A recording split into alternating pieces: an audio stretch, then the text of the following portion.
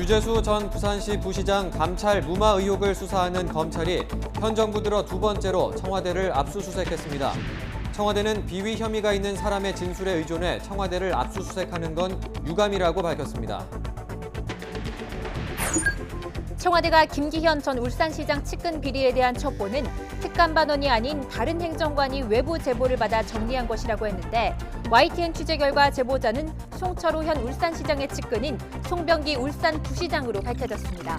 송 부시장은 YTN과 통화에서 본인이 먼저 알린 게 아니라 청와대 인사가 김기현 당시 울산시장과 연관된 건설업자 김모 씨 관련 고소고발 내용을 물어서 아는 내용을 대답했을 뿐이라고 말했습니다.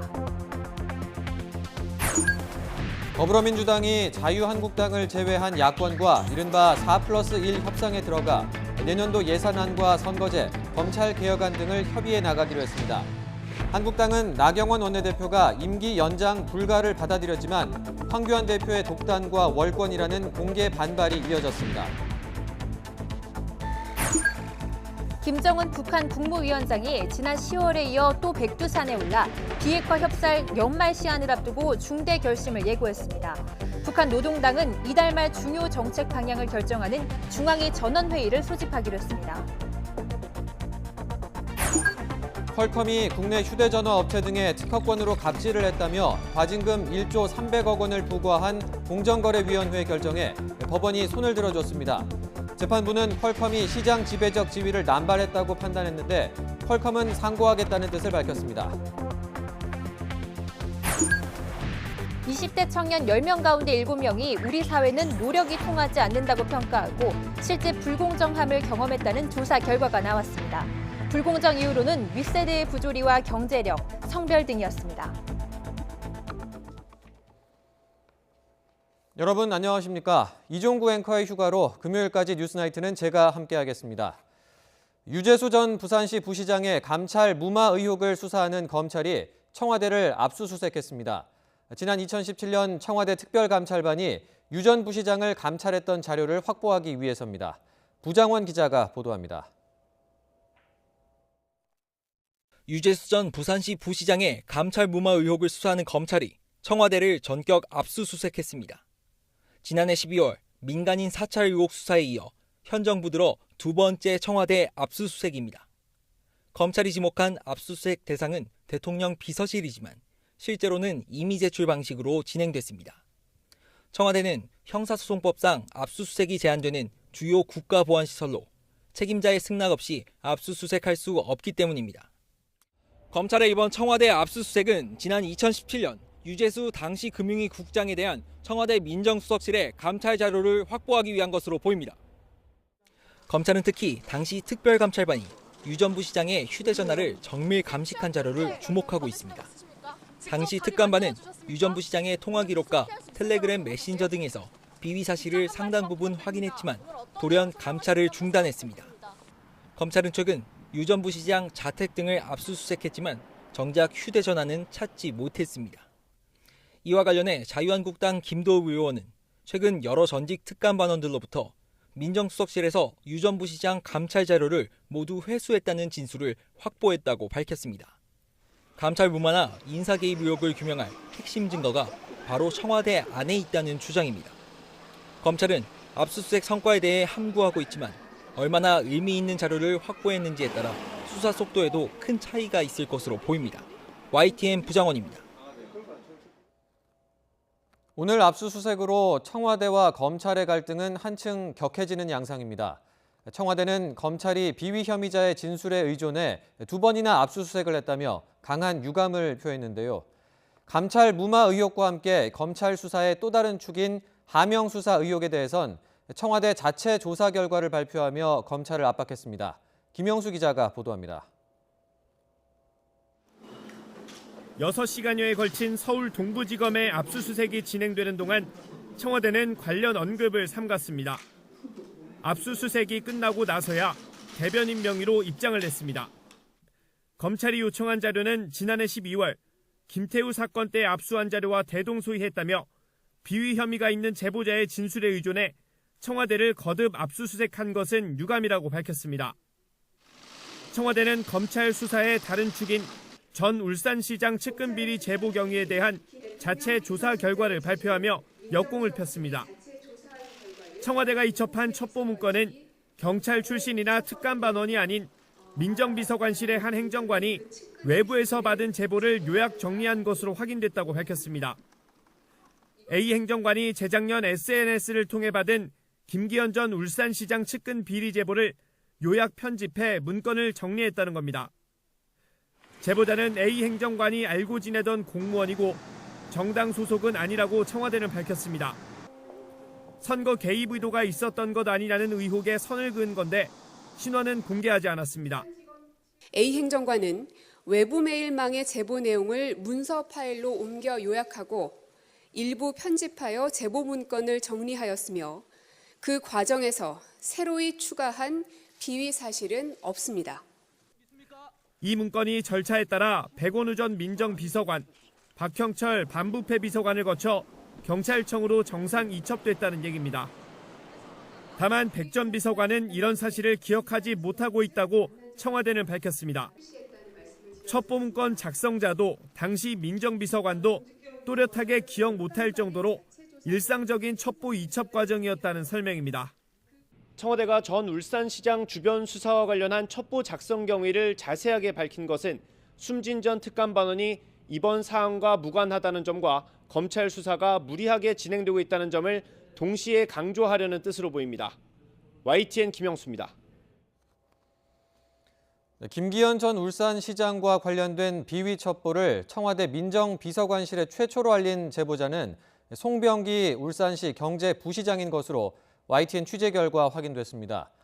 송 부시장은 YTN과의 통화에서 본인이 먼저 알린 게 아니라 청와대 측 인사가 물어왔다고 해명했는데요. 송 부시장은 김기현 전 시장을 누르고 당선된 송철호 현 울산시장의 측근이어서 정치적 의도가 있는 제보가 아니었느냐는 논란이 예상됩니다. 취재기자 연결하겠습니다. 조은지 기자. 네, 정치부입니다. 예, 앞서 김영수 기자 리포트에서도 나왔는데요. 청와대는 제보자가 정당 소속이 아닌 공무원이라고만 밝혔었는데 송병기 부시장이 청와대 행정관에게 김기현 전 시장 비위 관련 내용을 알려줬다고 인정을 했습니까? 네, 김기현 전 울산시장 주변의 비위 첩보의 출처, 청와대는 외부 제보자라고만 했는데 YTN 취재 결과 송병기 울산시 경제부시장으로 확인됐습니다. 송병기 부시장은 YTN과의 통화에서 캠핑장에서 만나 알고 지내던 청와대 행정관이 김기현 전 울산시장 측근인 건설업자 김모 씨 관련 고소 고발 건을 물어와 대답해 준 적이 있다, 이렇게 밝혔습니다. 송 부시장과의 전화 통화 내용 듣겠습니다. 행정관에는 우리 이제 여론 전달 형태로 현재 사회에 돌아가는 동향들을 요청을 하면은 제가 거기에 대해서 알려주고 그랬습니다. 네, 송 부시장은 자신이 먼저 청와대에 자료를 전달한 게 아니고 행정관이 현재 돌아가는 동향을 물어보면 여론 전달 형태로 종종 알려주곤 했다고 말했습니다. 경제부시장이 된 이후에도 주 52시간제나 최저임금제 등 여러 가지 사안에 대해 의견을 전달했다고 덧붙였습니다. 송 부시장에게 제보를 받은 청와대 행정관은 검찰 출신으로 지난해 검찰로 복귀한 것으로 알려졌습니다. 송 부시장은 김기현 시장 재임 때 울산시 교통건설국장을 지냈고 이후 송철호 울산시장 후보 캠프에서 일했고 또 송철호 시장 당선 이후에는 경제부시장에 올랐습니다. 그러니까 지난해 지방선거에서는 송철호 시장의 선거운동을 도운 측근 인사였다는 겁니다. 청와대는 김기현 전 시장 비위 첩보의 출처가 외부 제보라는 자체 조사 결과를 발표하며 하명 수사 논란에 불을 끄려 했는데요. 제보자가 여당 후보의 측근으로 확인되면서 선거 개입 또 청부 수사 논란이 수그러들지 않을 것으로 보입니다. 지금까지 정치부에서 YTN 조은지입니다. 네, 방금 들으신 대로 이 최초 제보자에 대한 논란은 수그러들지 않을 것으로 보이는데요. 이와 별개로 지난 1일 숨진 전 청와대 특감반원은 김기현 전 울산시장 수사와는 전혀 관련이 없다는 게 오늘 발표된 청와대 자체 조사 결과입니다. 청와대는 관련 보고서를 공개하기도 했는데요. 이 소식은 김도원 기자가 전합니다. 울산 고래고기 사건은 검경 수사권 갈등의 대표적인 사례입니다. 지난 2016년 경찰이 불법 포획 혐의로 고래고기 27톤을 압수했는데 검찰은 증거가 부족하다며 돌려줬고 업자들은 30억 원을 번 것으로 알려졌습니다. 경찰은 담당 검사와 검찰 출신 변호사에 대한 수사에 나섰고 검찰이 구속영장을 기각하면서 검경 갈등이 증폭됐습니다. 최근 숨진 수사관을 포함한 특별감찰반이 울산을 찾은 건 이 같은 상황을 파악하기 위해서라는 게 청와대의 설명입니다.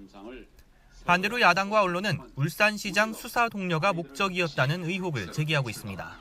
고래고기 사건을 조사하러 울산지검에 갔다고 했지만 울산지검의 간부들은 그를 만난 사실이 없다고 반박했습니다. 청와대는 숨진 전 특감반원이 울산지검을 방문한 건 분명한 사실이라며 관련 보고서까지 공개했습니다. 보고서 작성일은 울산 방문 다음 날인 지난해 1월 12일. 조사 결과에 따라 추후 상응 조치한다는 내용을 담고 있습니다. 또 다른 보고서에는 민정수석실 행정관 38명이 전 부처를 대상으로 공무원 면담을 진행했다고 돼 있고 사회, 교육, 문화 분야 사례로 고래고기 사건이 포함되어 있습니다. 누구를 만나서 그러한 취재를 했는지 모르겠습니다. 하지만 분명 울산지검에 내려가 사람을 만나 이 보고서까지 작성됐다는 부분을 말씀을 드리고요. 청와대는 사실관계조차 확인되지 않은 사안들로 고인의 명예가 훼손되지 않게 해달라고 거듭 당부했습니다. 검찰 수사 중인 사안에 대해 청와대가 상세한 설명을 내놓은 것은 이례적입니다. 사실관계를 분명히 밝혀 야당의 공세를 차단하고 검찰 수사에 따른 여론 악화도 막겠다는 뜻으로 풀이됩니다. YTN 김도훈입니다. 청와대가 발표한 자체 조사 결과에도 검찰은 공식적인 반응 없이 이른바 하명 수사 의혹에 대한 조사를 이어가고 있습니다. 검찰은 수사의 핵심 단서가 될 숨진 수사관의 휴대전화 분석에 나섰지만 이틀째 잠금 장치를 해제하지 못해 애를 먹고 있습니다. 박기환 기자입니다. 청와대가 자체 조사 결과 발표로 이른바 하명 수사 의혹의 시작인 첩보 생성과 이첩 과정이 일부 드러났습니다.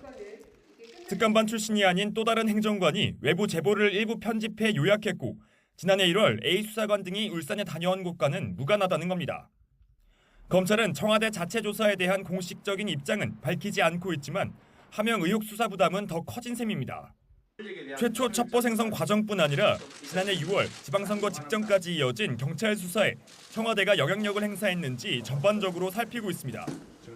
우선 검찰은 압수수색을 통해 확보한 숨진 전 청와대 특감반원 A 수사관의 휴대전화 분석에 집중하고 있습니다. 숨진 A 수사관의 휴대전화가 안면인식 보안을 갖춘 아이폰 최신 기종이라 이틀째 잠금 기능을 풀지 못해 애를 먹고 있습니다. 검찰은 대검 디지털 포렌식 센터에서 이스라엘 포렌식 업체의 장비를 동원하고 있습니다.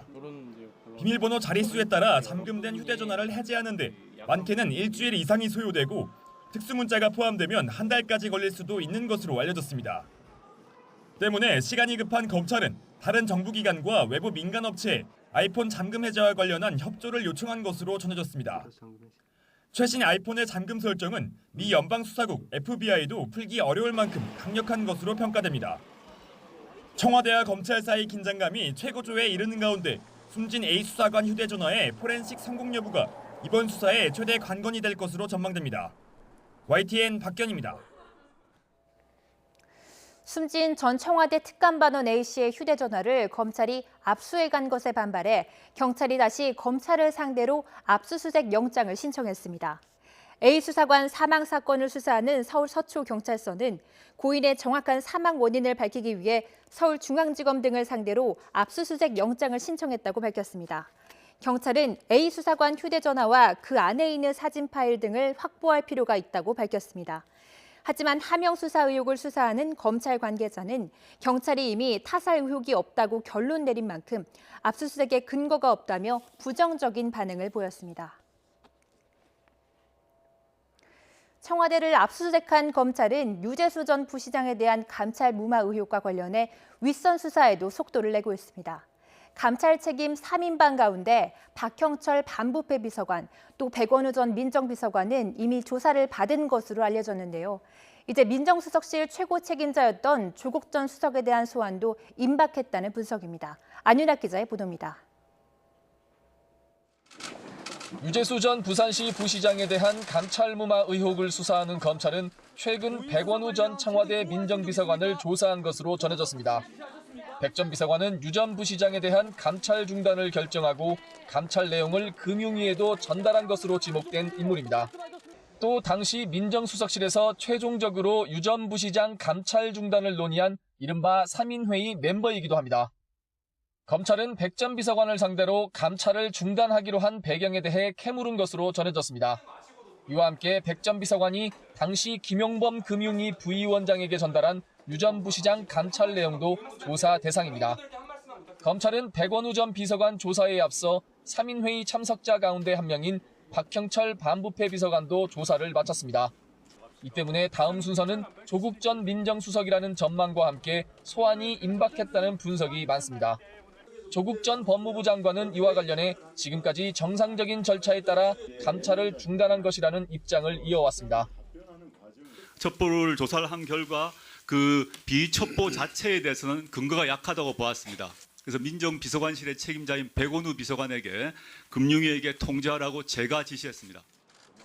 검찰은 그러나 최근 드러난 유 전 부시장의 혐의로 볼 때 설득력이 떨어진다고 보고 있습니다. 따라서 여권 또는 청와대 인사들의 감찰 무마 중단 압박이 있었을 가능성에 주목하고 있습니다.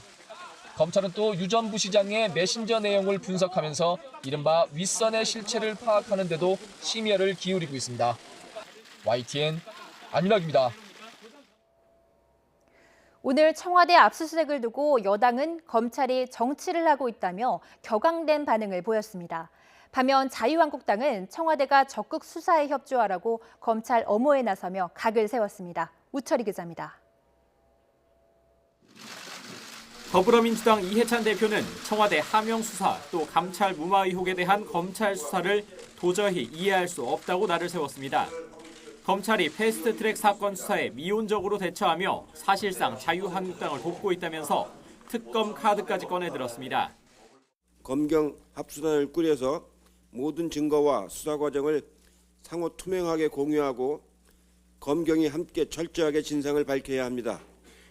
만약 그렇지 않다면 민주당은 특검을 통해서라도 검찰이 청와대에 대한 압수수색을 전격 시도하자 민주당은 검찰의 정치 행위라며 당장 중단하라고 촉구했습니다.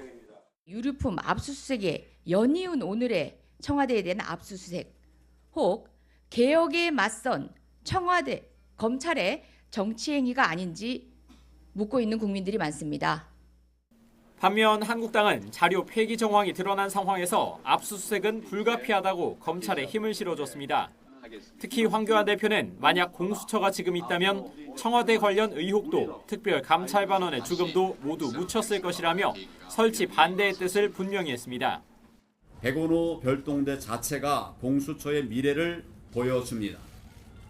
친문 세력의 범죄는 모두 덮어버리고 야권 인사들에 대해서는 불법적 공작 수사를 서슴지 않을 것입니다.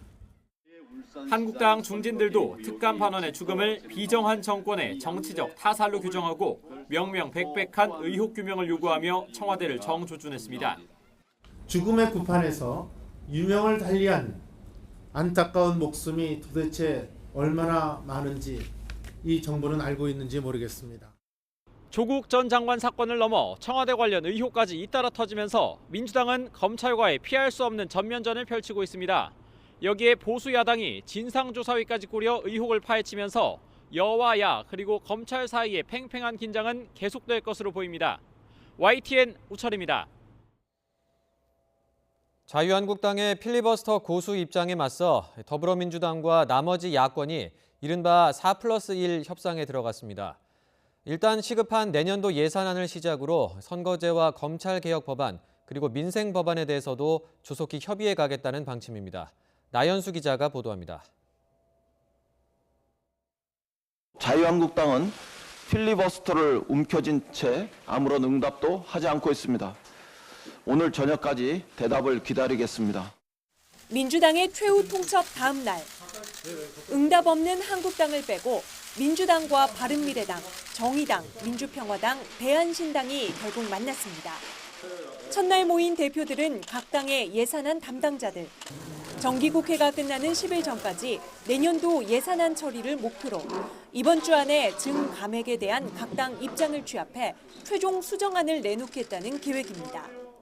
이제 오늘이 수요일이기 때문에 근데 현실적으로 6일은 어렵다고 생각하고요. 그러면 남은 기한은 다음 주 월요일인 9일이 되지 않을까 이렇게 생각합니다. 예산안 처리 후 각 당 원내대표가 참여하는 4+1 회동에서 선거제 개혁 법안, 공수처법, 수사권 조정 법안 순으로 협상이 진행될 것으로 전망됩니다. 일단 4+1 중심으로 가지만 한국당의 협상의 문은 열어뒀습니다. 한국당 원내 지도부가 바뀌는 만큼 막판 협상 가능성이 있다고 본 겁니다. 어떤 형태건 간에 자유한국당에게 우리의 입장을 전하고 또 자유한국당의 입장을 전달받을 수 있는 실질적인 통로 이런 것들은 만들어야 된다고 생각을 합니다.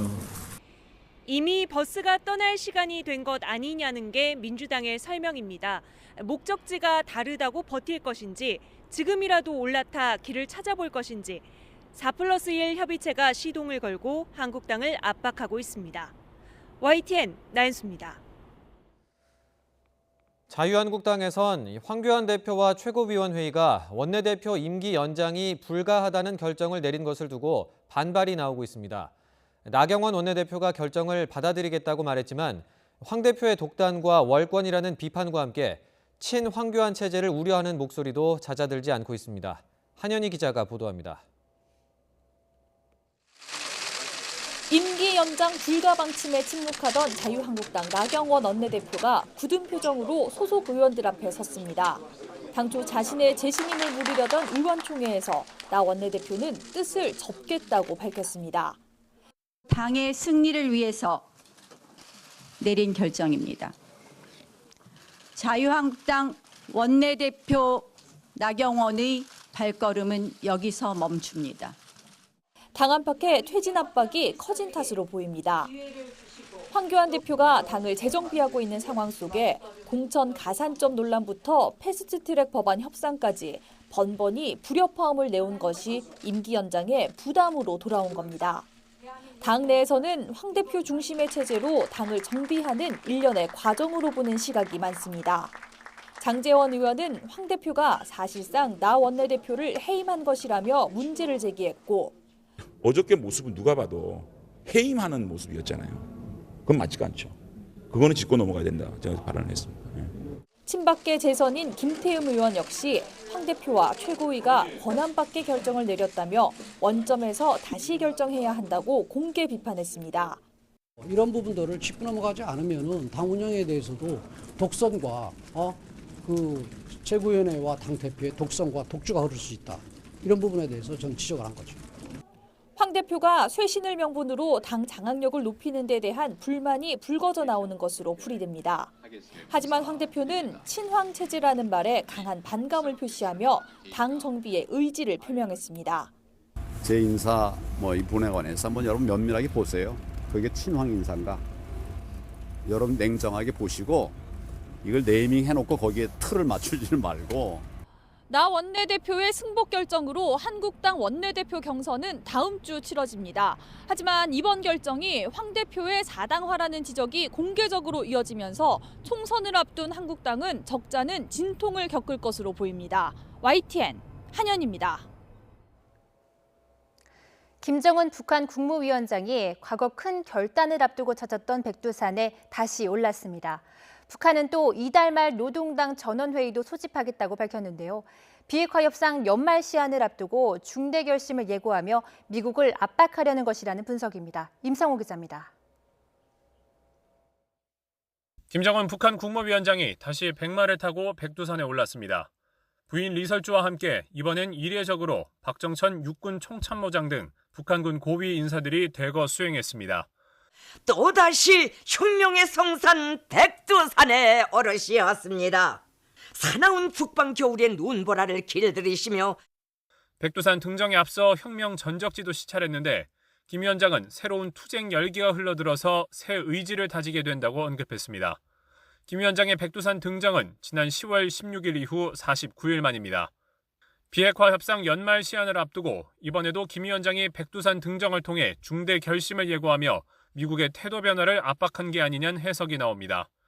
때맞춰 북한 노동당은 이달 말 중앙위원회 전원회의를 소집하기로 했습니다. 조선중앙통신은 변화한 대내외 정세에 맞게 중대한 문제들을 토의하고 결정하려고 회의가 소집된다고 보도했습니다. 북한은 그동안 노동당 중앙위 전원회의에서 중요한 정책 방향들을 결정해왔습니다. 지난해 4월 회의 땐 핵실험을 진행했던 풍계리 핵실험장을 폐기하고 경제 건설에 집중한다는 방침을 정한 뒤 남북 정상회담과 북미 정상회담에 잇따라 나섰고 하노이 회담 결렬 뒤 열린 올해 4월 전원회의에서는 대북 제재에 맞선 자력 갱생을 강조하기도 했습니다. 고도의 책임성과 창발성, 자력갱생 간거번티의 혁명 정신을 높이 발휘하여 우리 당의 새로운 전략적 노선을 철저히 관철해 나갈 때 대하여 강조하셨습니다. 이 때문에 미국이 연말까지 대안을 제시하지 않을 경우 비핵화 협상을 중지하고 국방력 강화를 포함한 강경 노선으로의 전환이나 자력 번영 등 새로운 길을 제시할 거란 전망도 나오고 있습니다. YTN 임성호입니다. 왕이 중국 국무위원이 4년여 만에 우리나라를 방문해 강경화 외교부 장관을 만났습니다. 한중 양국은 사드 갈등 이후 중국에서 내려진 한류 금지령을 풀자는데 공감대를 이룬 것으로 전해졌습니다. 장하영 기자입니다. 왕이 중국 국무위원이 한중 간 사드 갈등 이후 처음으로 한국 땅을 밟았습니다. 첫 일정인 강경화 외교부 장관과의 외교장관 회담은 예정보다 길어진 2시간 20여 분 동안 이어졌습니다. 우리나라와 중국 사이에 인문교류 촉진위원회를 열기로 하고 현재 중국의 한한령, 즉 한류 금지령을 푼다는데 양측이 공감한 걸로 전해졌습니다. 북한 동향과 북중 관계에 대해서도 최근 김정은 북한 국무위원장의 백두산 등정까지 폭넓게 거론하면서 북한이 연말 시한을 이유로 한반도 긴장을 고조시켜서는 안 된다는데 의견을 같이 한 걸로 알려졌습니다. 관심이 쏠리는 시진핑 중국 국가주석의 방안에 대해서도 긍정적인 논의가 오갔습니다. 왕 국무위원은 회의가 길어진 건 두 나라의 관계가 좋기 때문이라고 웃으며 이야기했습니다.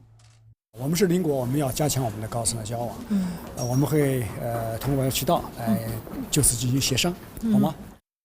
앞서 왕 국무위원은 모두 발언에서 현재 세계 평화의 가장 큰 위협은 일방주의고 다른 나라에 대한 내정 간섭은 안 된다며 미국을 겨냥하기도 했습니다.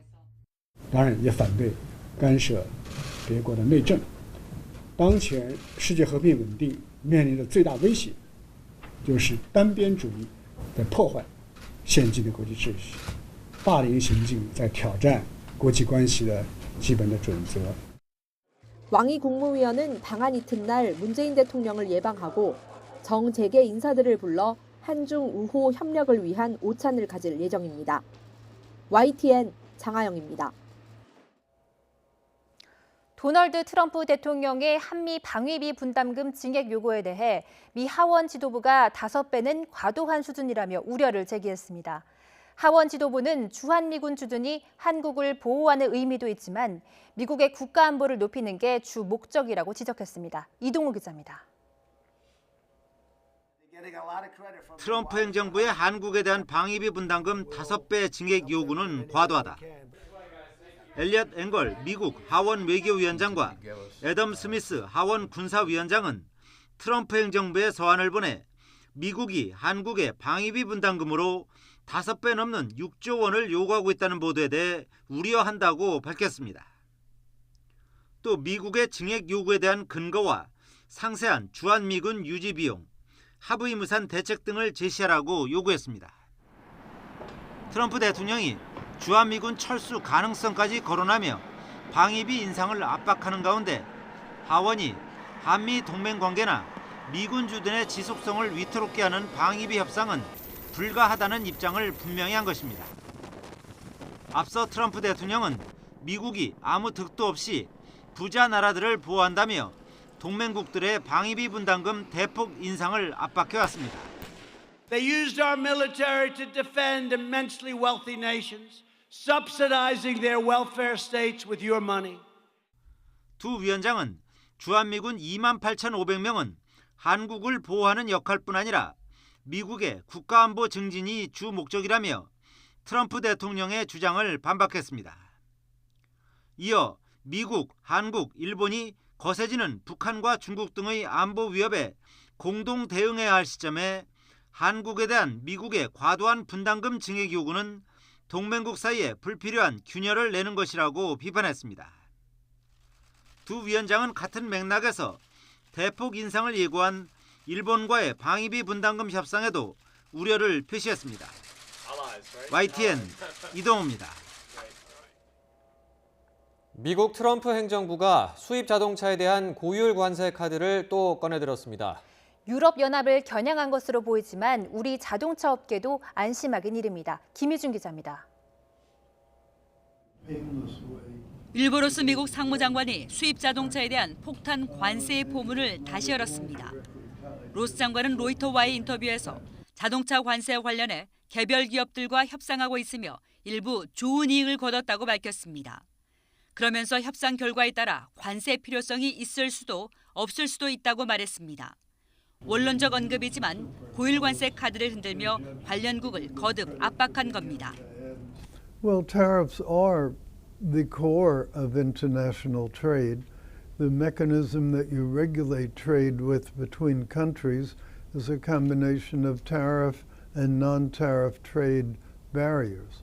미국은 무역확장법 232조에 따라 국가안보를 위협한다고 판단될 경우 EU, 일본 등 외국산 자동차와 부품에 대한 25% 관세를 추진해 왔습니다.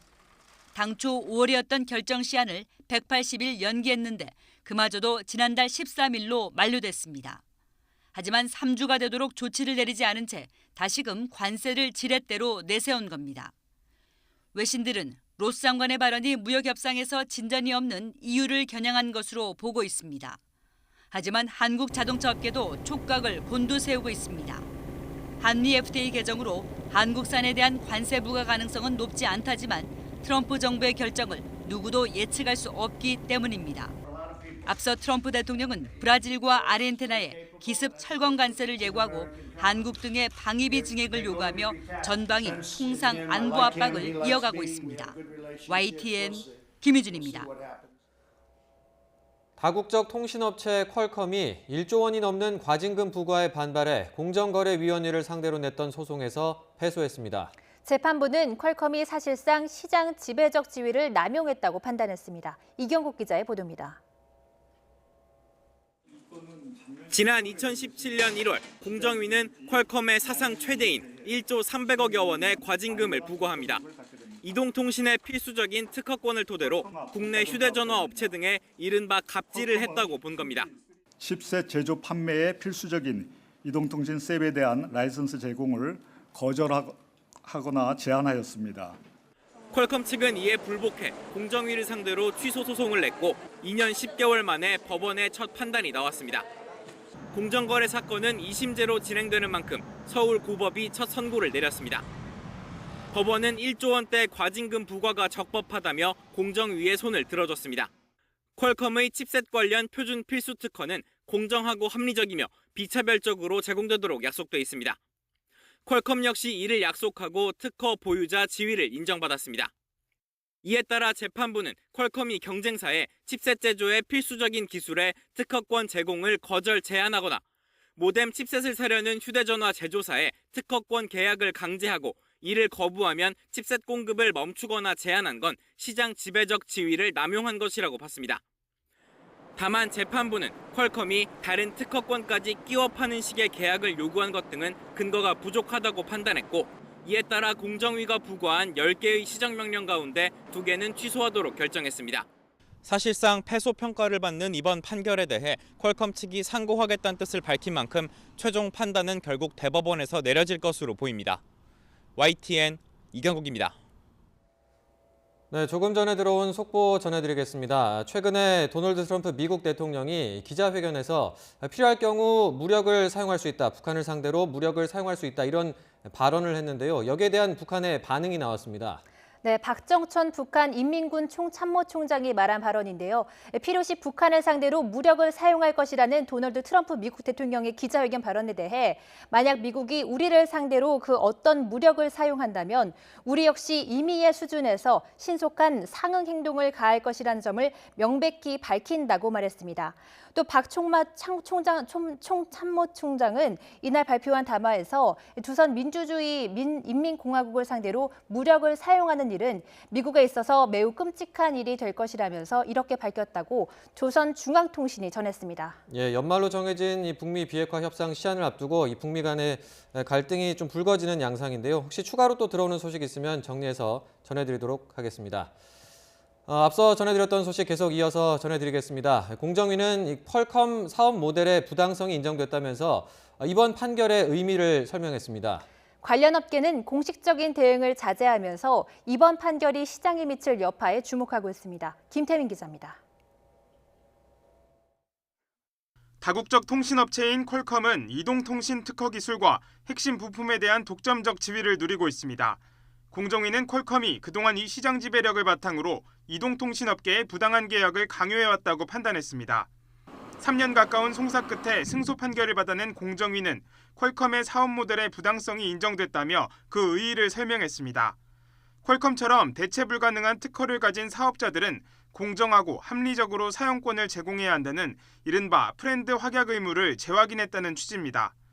반면 부당계약의 직접 당사자인 휴대전화 업계는 공식 대응을 자제하고 있습니다. 삼성과 LG 등 주요 제조업체들은 여전히 퀄컴과 긴밀한 협력 체제를 맺고 있기 때문입니다.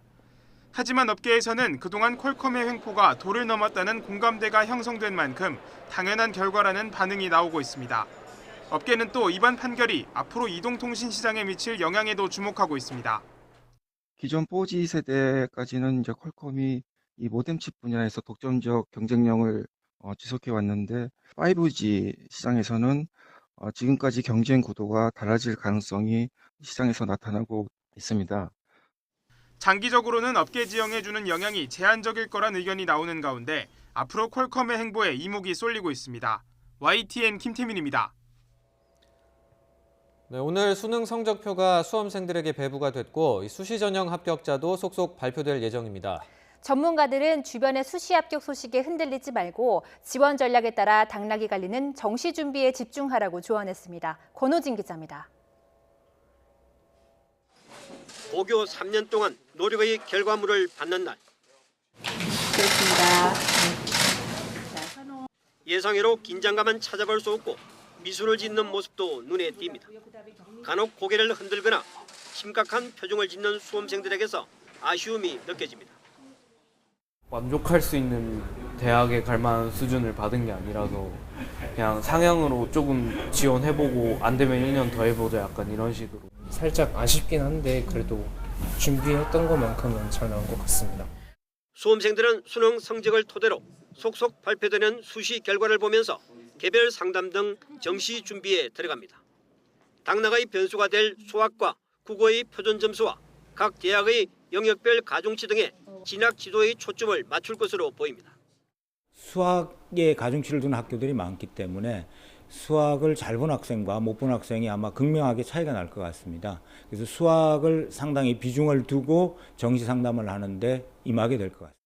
특히 표준 점수를 합산했을 때 자신이 같은 점수대 수험생들 가운데 어느 과목에서 우세한지 따져보고 가중치 적용이 유리한 대학을 찾는 게 중요합니다.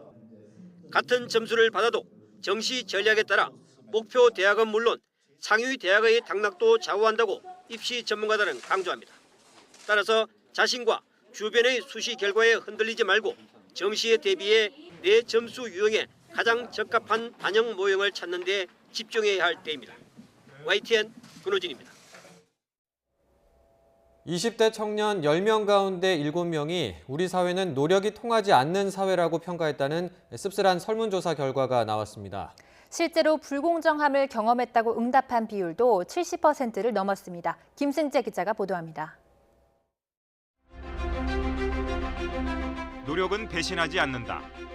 현재 한국 사회에서 이 명제는 통용되는가? 인구보건복지협회가 지난 10월 20대 청년 1000명에게 온라인 설문조사한 결과 74%가 그렇지 않다고 답했습니다. 실제로 불공정함을 경험해봤다는 응답도 74%였는데 여자가 남자보다 많았습니다. 불공정 이유로는 윗세대의 부조리, 경제력, 성별 순으로 꼽았습니다.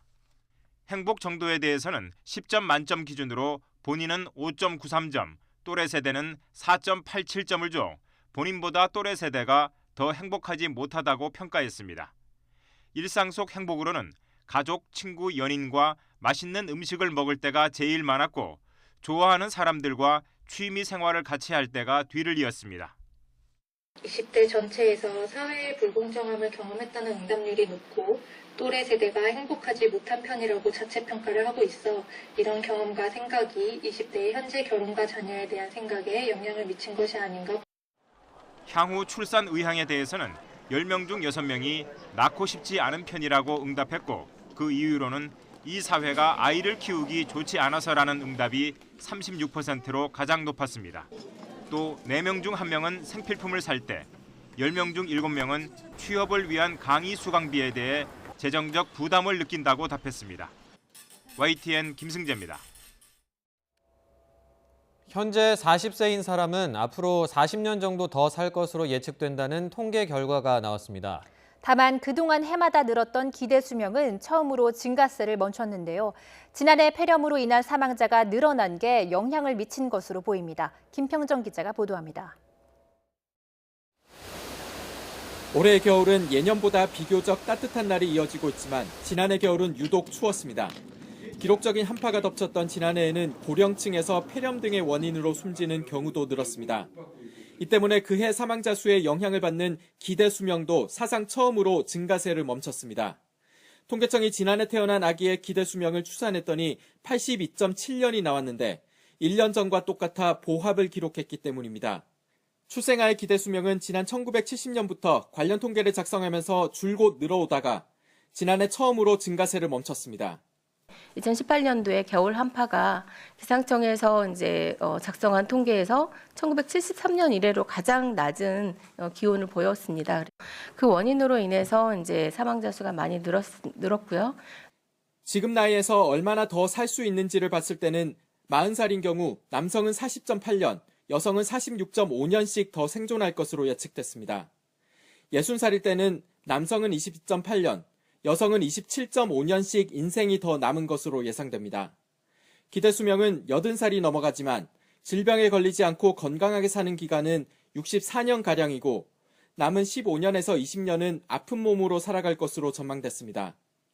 지난해부터 뇌혈관 질환을 제치고 3대 사망 원인 질병에 포함된 폐렴은 사망 확률이 암과 심장 질환은 다소 줄어드는 동안 혼자서만 10%로 늘어 사망 원인 2위 자리도 넘보는 수준이 됐습니다. 여성이 남성보다 더 오래 사는 기대 수명의 격차는 지난 1985년에 8.6년으로 최대로 벌어진 이후 계속 줄어들어 지난해에는 6년으로 좁혀졌습니다. YTN 김평정입니다. 피고인을 무조건 처벌하기보단 스스로 문제를 해결하도록 기회를 제공하는 치유법원 프로그램이 국내에서 처음으로 시행됐습니다. 법원이 3개월 동안 일기를 쓰며 금주를 실천한 음주운전자에게 집행유예를 선고했는데 다른 비슷한 사건으로 확대될지 주목됩니다. 강희경 기자입니다. 이른 저녁 34살 허모 씨가 2명의 자녀와 평범한 하루를 보내고 있습니다. 오늘도 퇴근하고 애들이랑 밥 먹고 이제 과일 먹으면서 책 보고 공부 좀 시키고 오늘도 하루 마무리할 겁니다.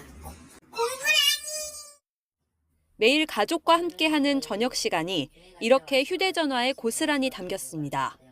이로부터 며칠 전만 해도 음주운전 전력이 있던 허 씨는 음주 뺑소니 혐의로 다시 기소돼 1심에서 징역 1년을 선고받고 수감 중이었습니다.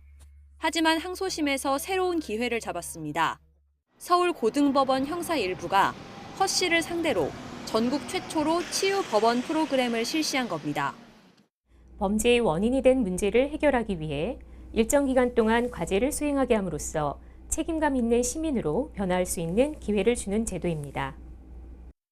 3개월 동안의 금주와 밤 10시 이전 귀가를 조건으로 허 씨를 석방했고 매일 동영상과 활동 보고서를 일기처럼 비공개 카페에 올리도록 했습니다. 재판부와 변호인은 물론 검사까지 힘을 모아 응원과 지지의 댓글을 달며 허 씨를 격려했습니다. 하루도 빠지지 않고 그 정해진 시간에 동영상을 업로드해 주셨고 저희 변호인 그다음에 재판부에서도 잘 이행했음에 대한 어떤 그 박수와 축하의 메시지를 남겼습니다. 약속을 지킨 허 씨에게 재판부는 징역 1년을 선고한 1심 판결을 파기하고 징역 6개월의 집행유예 1년을 선고했습니다. 재판부는 허 씨가 치유법원 프로그램 첫 졸업자로서 우리 사회에 밝고 따뜻한 희망의 메시지를 전파해주기 바란다고 당부했습니다. 1심 때는 이제 막연하게 이제 술을 먹지 말아야지라고 생각을 했지만 지금은 이제 술을 먹으면서 이제 뭐를 많이 이제 제가 잃을 수 있는 부분이 뭐가 있는지를 많이 깨닫게 됐습니다. 또 이번 결과를 토대로 우리나라에서 치유법원 프로그램이 정식으로 시행되길 기대한다고 밝혔습니다. YTN 강희경입니다.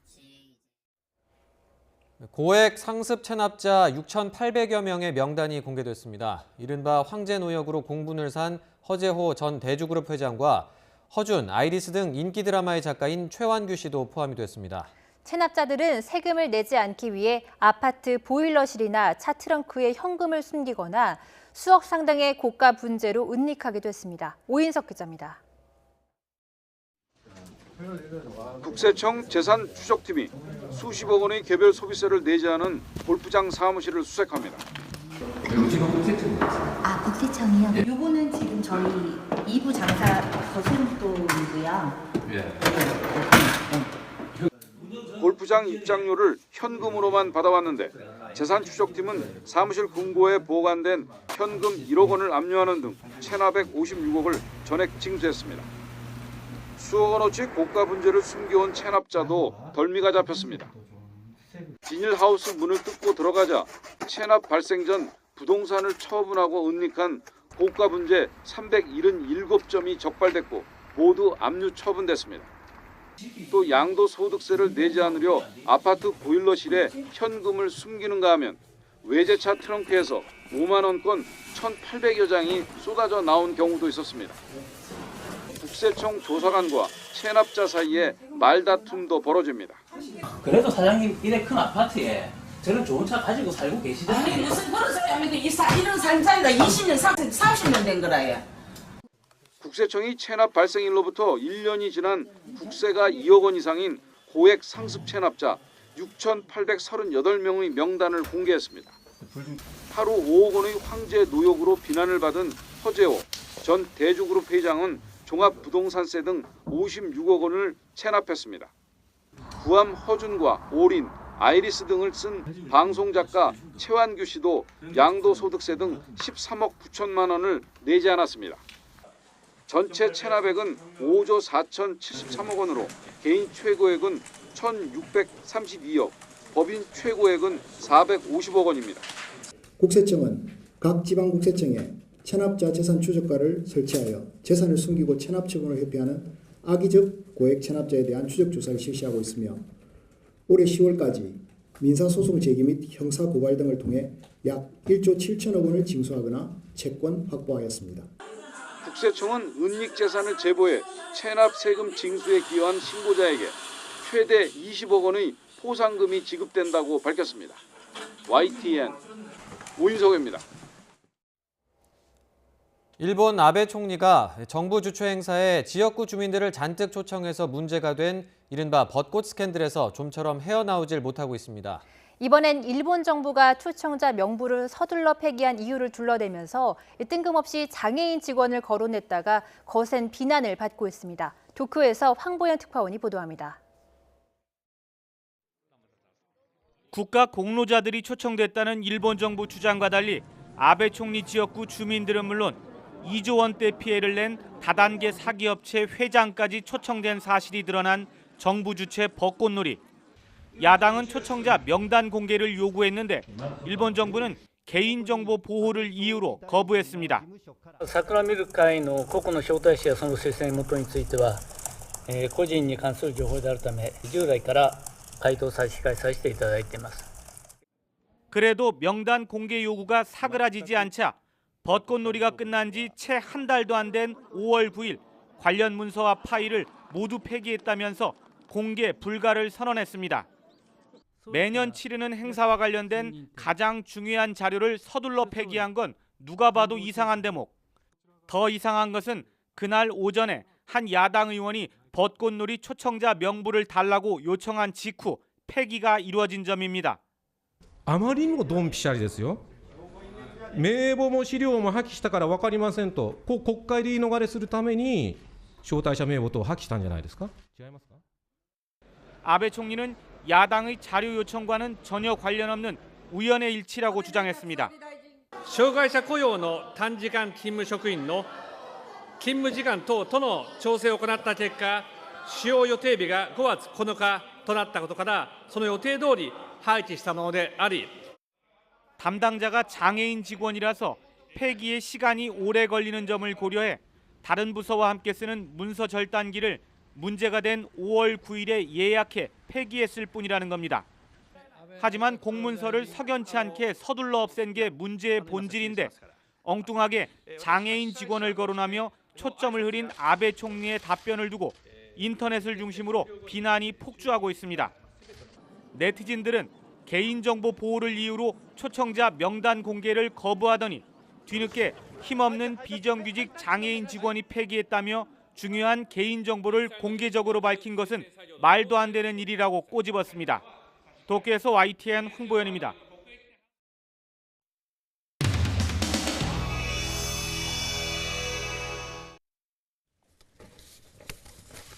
안타깝게도 극단적 선택을 한 백원우 별동대 수사관이 이런 이야기를 했다고 합니다. 내 휴대폰을 초기화하지 말아달라. 백원우 별동대 수사관의 휴대전화가 문재인 정권 치부의 스모킹건이 되지 않을까 생각합니다. 네, 그리고 한 가지 더. 어제부터 확인되지 않은 관계자 말로 일부 언론에 사실관계가 틀린 보도가 나오고 있습니다. 숨진 별동대 수사관 휴대전화 초기화 말아달라, 유서에 있지도 않은 내용을 거짓으로 흘리고 검경 수사권 조정과 공수처 설치를 막겠다는 의도가 아니라면 도무지 설명될 수 없는 우리 국민적 의혹을 해소하기 위해서 압수수색한 핸드폰에 대해 검경이 함께, 즉 경찰과 함께 포렌식 검증을 할 것도.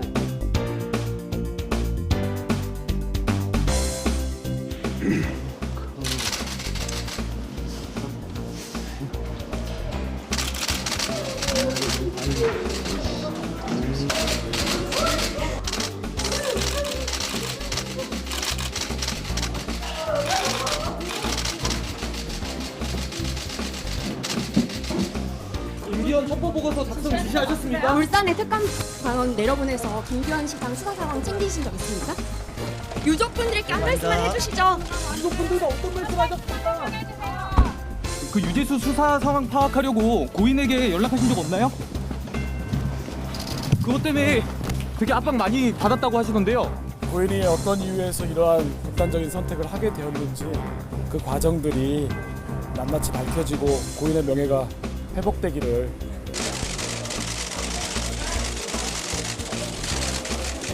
어떤 관계셨습니까? 평소에 가족에 대해서 잘 배려해달라는 말이 담겨져 있었는데요.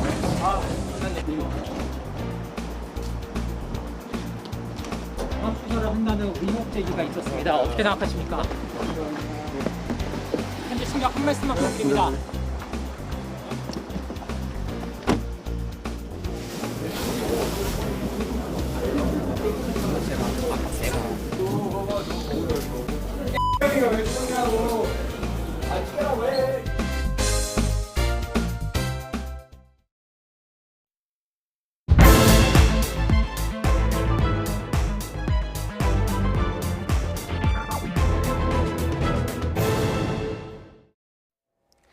유재수 전 부산시 경제부시장 감찰 무마 의혹을 수사 중인 검찰이 오늘 오전 청와대를 압수수색했습니다. 지난해 12월에 이어 현 정부 들어 두 번째인데요. 이런 가운데 청와대는 이른바 김기현 첩보 처리 과정에 대한 자체조사 결과를 발표하면서 역공에 나섰습니다. 나이트 포커스 김만음 한국정치 아카데미 원장, 또 김정준 명지대 교수 나오셨습니다. 두 분 안녕하세요. 네, 안녕하세요. 네, 오늘 청와대가 김기현 전 울산시장 측근 관련 수사를 두고 자체 조사를 통해 각종 의혹을 조목조목 반박을 했습니다. 먼저 청와대 대변인 고민정 대변인 브리핑 내용 먼저 들어보시겠습니다. 경찰 출신이거나 특감 반원이 아닌 행정관이 외부에서 제보된 내용을 일부 편집하여 요약 정리한 사실을 확인했습니다. 따라서 고인이 되신 동부지검 수사관은 문건 작성과 무관한 것으로 확인됐습니다. 2017년 10월경 당시 민정비서관실 소속 행정관 A씨가 제보자로부터 스마트폰 SNS를 통하여 김기현 전 울산시장 및 그 측근 등에 대한 비리 의혹을 제보받았습니다. A 행정관은 외부 메일망의 제보 내용을 문서 파일로 옮겨 요약하고 일부 편집하여 제보 문건을 정리하였으며 그 과정에서 새로이 추가한 비위 사실은 없습니다. 네, 요약해보면 그 A 행정관이 외부에서 받은 제보를 백원우 전 민정비서관에게 전달을 했다. 이 과정에서는 단순 제보에 지나지 않았다. 이런 내용이거든요. 어떻게 들으셨습니까? 핵심적은 크게 세 가지 부분으로 나눠져 있어요. 첫 번째는 첩보 작성의 주체가 누구냐라는 건데요.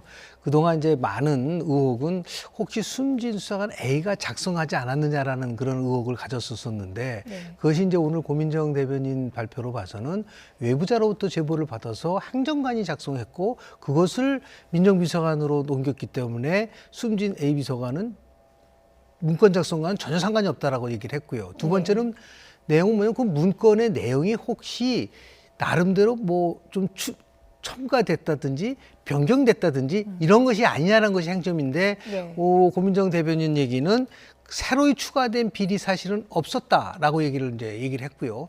마지막으로는 첩보가 이첩된 다음에 그 이후에 혹시 청와대에 있는 민정수석 속에 있는 감찰관하고 경찰 관계, 운선행 속에서의 여러 가지 혹시 교환이라든지 추후 보고라든지 이런 게 있었느냐, 이 세 가지가 행정적 사항인데요. 지금 고민정 대변인은 이 세 가지 모두가 전혀 관련이 없었던 부분이기 때문에 이 문건과 관련돼서 숨진 감사 비서관은 이 문건과 관련이 전혀 없다라고 좀 얘기를 하고 있는 것이고요. 이거는 이제 자체 조사를 통해서 얘기를 한 거기 때문에 과연 이제 검찰이 어떻게 발표할 것인가는 더 두고 봐야 될 거라고 저는 봅니다. 네, 일단 이 자체 조사를 발표를 했는데요. 일단 첩보 처리 과정에서 비위 추가가 전혀 없었다 이런 점을 강조를 했거든요. 의혹이 좀 해소됐다고 볼 수 있을까요? 어떤 면인가 모르겠는데 일단 오늘의 초점은 정치적인 의도를 가지고 만들어진 게 아니다. 그리고 최근에 고인이 된 수사관은 여기 과정에 개입된 게 없다. 두 가지 초점을 두고 얘기한 것 같습니다. 그리고 정치적인 의도를 가지고 만들어진 게 아니다라는 주장에 또 어떤 식의 내용이 들어있냐면요. 행정관이 캠핑 과정에서 만났던 사람, 그러니까 정치적으로 특별한 인연이 있어서 만났던 게 아니기 때문에 그렇게 비중 있는 어떤 의도를 가지고 만들어진 그런 배경이 있는 게 아니다라는 걸 강조를 했고요. 그리고 그 당시에 요약 보고서를 냈고 전달을 했었는데 과연 이게 어떻게 전달했는지 정확하게 기억이 나지 않는다. 심지어는 백원우 당시 민정비서관에게 전달했는데도 분명하게 기억나지 않지만은 아마 그렇게 했을 거다라는 얘기입니다. 여기에는 무슨 의미를 담고 있느냐면은 특별하게 정치적인 의도를 가지고 했던 게 아니다. 여러 가지 일상적으로 지나는 첩보를 이첩했던 그런 수준에 불과하다라는 얘기입니다.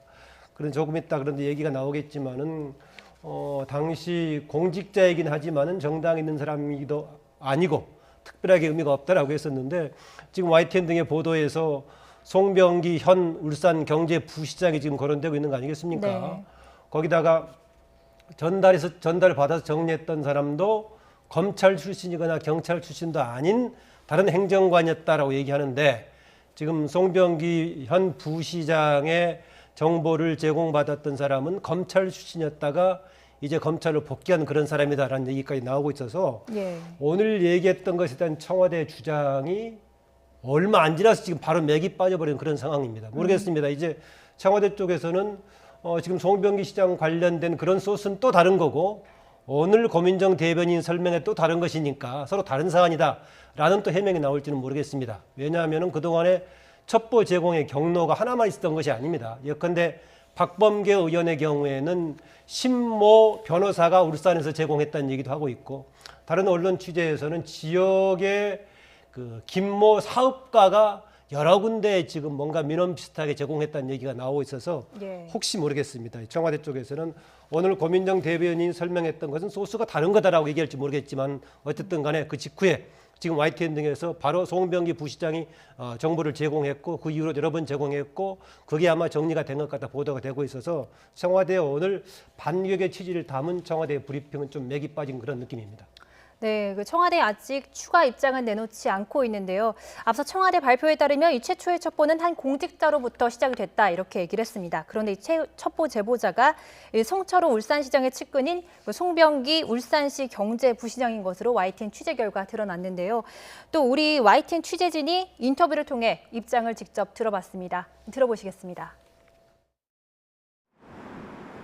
행정관에는 우리 이제 여론 전달 형태로 현재 사회에 돌아가는 동향들을 요청을 하면은 제가 거기에 대해서 알려주고 그랬습니다.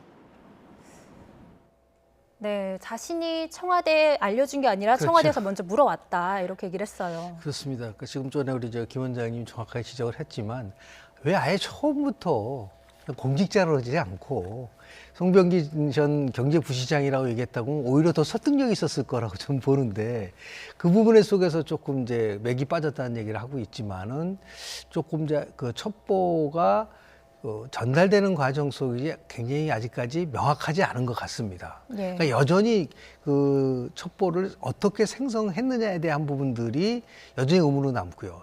또 하나는 저는 만약에 청와대가 저렇게 아주 세세하게 발표를 했다고 한다면 하나 빠져 있는 부분이 있습니다.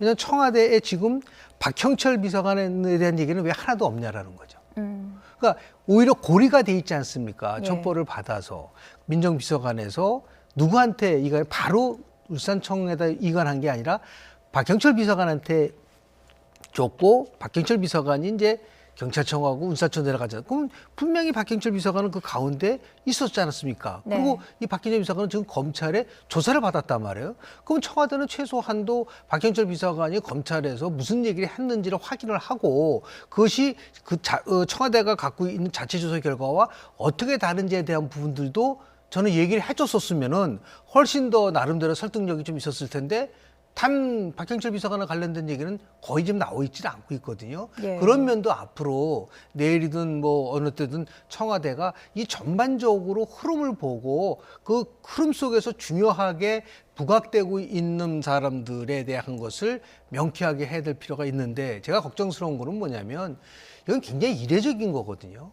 단 한 번도 경험해보지 못한 겁니다. 청와대하고 검찰이 이렇게 공개적으로 충돌한 적은 거의 없는데요. 네. 왜냐하면 이 정부는 출범하자마자 두 가지를 굉장히 강조를 했어요. 하나는 뭐냐면 어떠한 사건과 관련돼서라도 가이드라인을 주지 않는다라고 얘기를 했거든요. 검찰 수사와 관련돼서. 네. 그런데 지금 여러 가지 청와대의 해명이나 이런 걸 보면 보이지 않게 가이드라인을 주는 것 같은 압박성의 그러한 그 회견을 하고 있는 게 아니냐라는 부분들이 있고요. 네. 두 번째는 항상 이 정부는 뭐라고 얘기했냐면 검찰의 정치적 중립을 최대한대로 보장을 해주고 그리고 더 나아가서 살아있는 권력도 아주 적극적으로 수사하라고 대통령이 취임 윤석열 총장한테 얘기를 했단 말이에요. 네. 그런 상황 속에서 이렇게 청와대가 전방위적으로 또 더 나아가서 여당이 함께 예를 들어서 검찰개혁을 거부하는 거라고 하면서 밀어붙이니까 어느 것이 진실인지 정말 좀 가늠하기가 좀 어렵고요. 다만 이것의 최종적인 거는 어떠한 경우나도 청와대 자체 조사로는 그건 불가능합니다. 예. 아직 법리와 근거에 따라서 판단할 수밖에 없는 부분들이 있다라는 말씀을 좀 드립니다. 네. 송병기 경제부시장 관련 발언 중에서요. 청와대 입장에서 정당화시킬 수 있는 근거는 하나 있습니다. 뭐냐면은 이 사안뿐만이 아니라 그동안에 계속해서 52시간 근무 관련해서 지역사회 사정 같은 여론 동향에 대해서 자꾸 물어봤을 때 보고했다라고 얘기하면은요. 이런 얘기는 가능합니다. 뭐냐면은 민정비서관의 역할이 대통령 친인척과 특수관계인 또 여론 동향 조사라고 얘기하니까 이런 관련해서 지속적으로 했던 거다라는 혹시 주장은 가능할지 모르겠습니다. 다만 청와대는 지금 굉장히 여러 가지 검찰의 수사가 청와대 비서실을 향하고 있다면은 조금 더 종합적이고 체계적으로 발표했으면 어땠을까라는 얘기입니다. 제가 앞서 말씀드렸었지만은 그동안에 이른바 첩보 비슷하게 제공했던 라인을 여러 군데서 얘기가 되고 있으니까 거기에 관련된 얘기를 정리해주고 청와대에서 이첩했던 부분이 이거다라고 정리했다면 깔끔히 있을 겁니다. 제가 앞서 말씀드렸던 박범계 의원은 울산 지역의 강연을 갔다가 현재 지역위원장을 맡고 있는 신모 변호사가 전해준 자료를 가지고 국회에서 얘기했다라고 얘기하고 있고 네. 다른 언론은 김모 사업가를 얘기하고 있고 오늘 청와대는 그렇게 얘기했기 때문에 그동안에 나왔던 이런저런 거 있지만은 청와대에서 그동안에 이첩됐던 자료는 그쪽이 아니고 지금 그렇게 만나서 했던 그 자료다라고 정리했다면 모르겠는데 그런 일이 없이 그거 하나 했던 것처럼 얘기했다가 지금 송병기 시장 얘기가 나오니까 예. 청와대 얘기에 맥이 빠질 수밖에 없는 그런 상황입니다.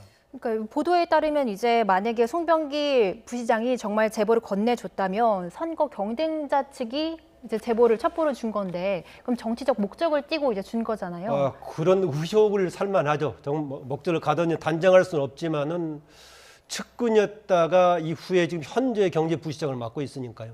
참 특이한 게 유재수도 부산 경제부시장이고 또 이 양반도 송병기도 울산 경제부시장인데 그런 논란이 됩니다. 그래서 네. 오늘 정치적인 의도가 없었다는 의미를 한 2중 3중으로 청와대 발표에서는 담고 발표를 했는데 어쨌든 간에 상대 후보였던 현재는 시장을 하고 있는 송초로 시장의 측근이기 때문에 충분히 문제의 의혹을 가지고 보는 사람들한테는 더 깊은 의혹을 던질 수밖에 없는 그런 상황이 아닌가 그렇습니다. 예, 교수님은 이 정치적 목적이 있다 이런 의혹에 대해서는 어떻게 생각하세요? 결과론적으로 보느냐 아니면 법률적으로 보느냐에 따라 달라지잖아요. 결국은 송철호 시장은 당선이 됐고 그 당선의 최측근이 경제부시장이 됐고 그리고 그분이 제보를 한 거로 돼 있기 때문에 그런 합리적 의심을 할 수밖에 없는 거죠. 근데 문제는 뭐냐면 그래서 그것이 추론만 가지고는 되는 건 아니지 않습니까? 네, 결국은 그렇죠.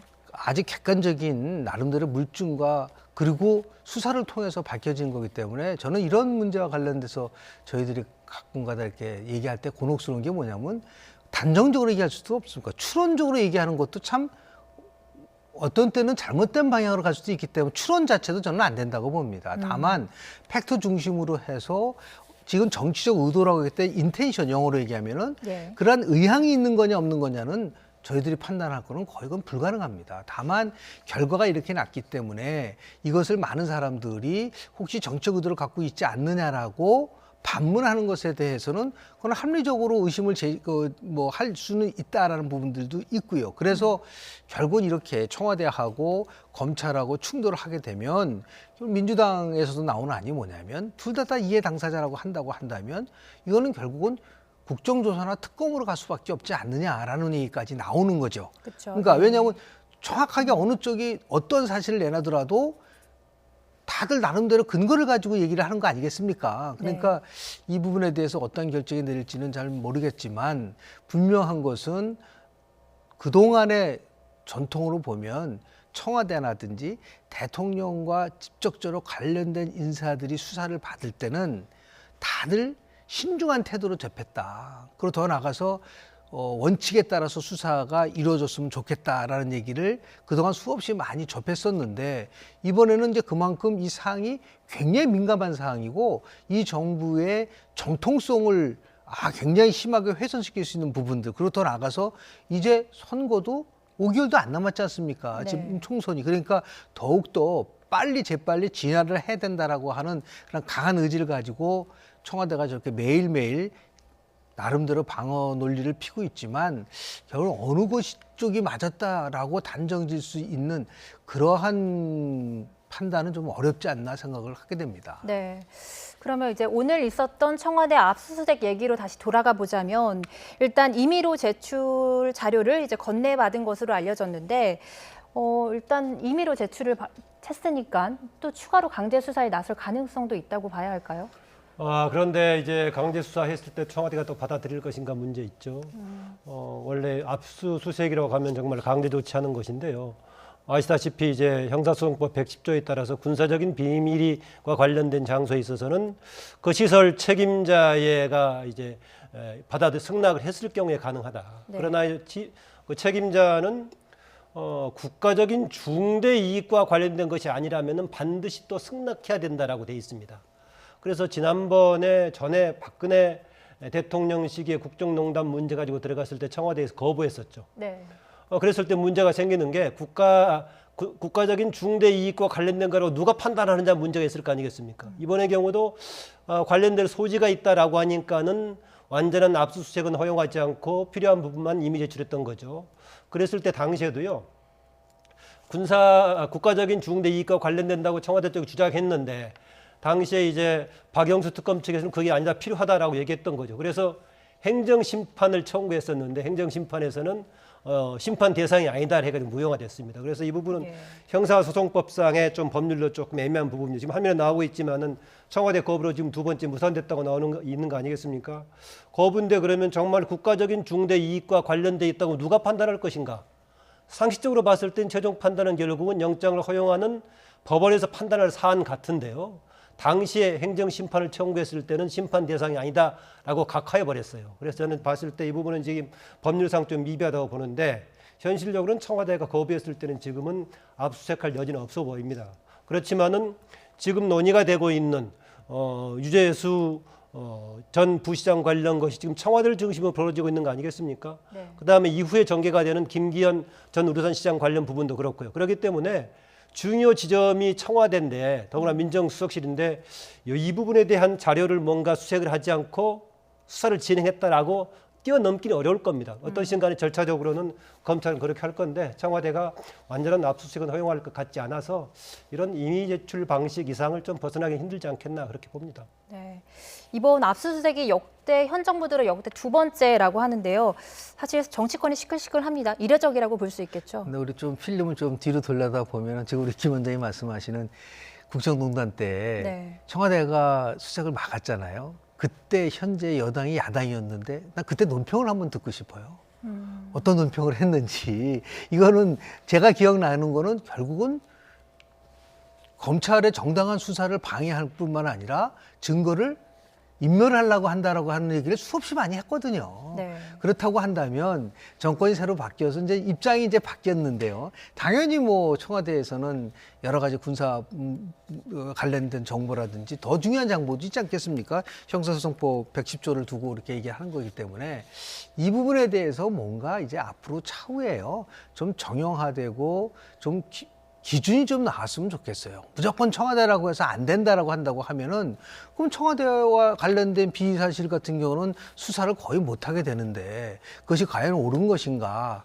또 똑같은 상황이 박근혜 정부 때도 있었고 문재인 정부 때도 있었으니까 이 수사가 이제 마무리되면 이런 것들을 이제 국회 차원에서 보완도 하고 그리고 좀 더 검찰이 어떻게 하면 정확한 수사를 통해서 진실을 밝힐 것인가 이렇게 좀 건설적인 방향으로도 좀 우리가 정리를 해야 되지 않을까라는 생각이 좀 들고요. 지금은 뭐 누가 잘못하고 누가 처벌할 거냐 이런 쪽에만 초점이 맞춰지는데 계속해서 반복해서 나타나니까 국민들 입장에서 봤을 때는 청와대하고 검찰이 저렇게 충돌하는 걸 보고 국민들이 어떻게 생각을 하겠습니까? 정부에 대한 신뢰도 넘어질 뿐만 아니라 너무 심한 게 아니냐라고 하는 비판도 있을 수 있고요. 네. 그런 면에서 벌써 우리 조금 한 발짝 물러서서 무엇이 최상의 방법인가에 대해서 한번 고민을 좀 해야 될 때라고 봅니다. 네. 당시 국정농단이 있을 때 제가 그 형사소송법 법률상의 미비사항을 빨리 국회에서 보완해야 된다 그런 얘기를 했습니다. 그렇죠. 국가의 중대 이익과 관련된 부분을 누가 판단할 것인가 그게 아니라면 반드시 승낙해야 된다라고 얘기하는데 판단을 누가 할 것인가에 대한 법률적인 미비가 있어서 앞으로 국회가 열리면 보완해야 될 거다라고 제가 당시에 얘기했습니다. 그런데 사실 우리가 청와대 쪽을 압수수색하는 상황이 그렇게 많이 발생하지 않아서 그런가 모르겠는데요. 이후에는 국회가 지금 다른 사안도 지금 입법을 못하고 있는데 만약에 된다면 그 부분은 좀 보완할 필요가 있을 겁니다. 네, 이 검찰은 유재수 전 부시장 감찰무마 의혹 관련 윗선에도 이제 수사를 속도를 내고 있는데요. 이제 남은 건 조국 전 장관의 소환이 남았다 이런 분석도 나오고 있습니다. 실제로 이번에 그 감찰무마뿐만 아니라 지금 우리가 토론하고 있는 부분들도 그 최상위층은 조국 민정수석이었잖아요. 근데 그걸 왜 백원호 비서관 쪽만 얘기를 하고 있는데 그런 부분 속에서는 책임 있는 모습을 보여야죠. 조국 전 민정수석도 민정수석실에서 일어난 일이기 때문에 그렇습니다. 근데 일단은 뭐 백원호 민정비서관 쪽으로 초점이 맞춰지고 있는데 나중에 되면은 과연 그 부분을 알고 있었느냐 모르고 있었느냐까지 또 물어볼 수가 있지만 이 감찰무마 의혹은 직결적으로 관련이 있고 작년 12월 달에 운영위원회에 나와서 이 부분과 관련돼서 당시 민정수석으로서 얘기한 부분이 있지 않습니까? 그러니까 경미한 거기 때문에 마무리했다라는 얘기를 분명히 했습니다.